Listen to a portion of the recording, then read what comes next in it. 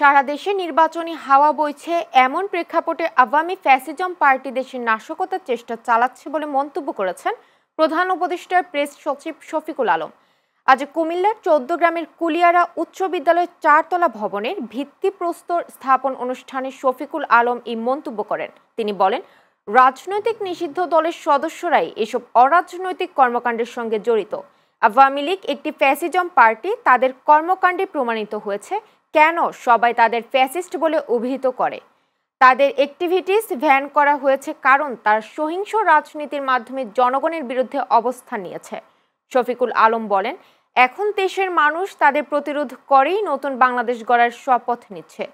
এদেশে আওয়ামী লীগের কোনো স্থান নেই, তাদের ভায়োলেন্সই সেটি প্রমাণ করছে।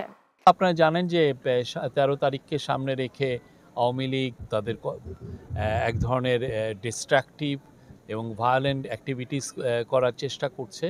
তো আমাদের পুলিশ সারা দেশেই অ্যালার্ট আছে এবং যথাবিহিত তারা অ্যাকশনে যাচ্ছে।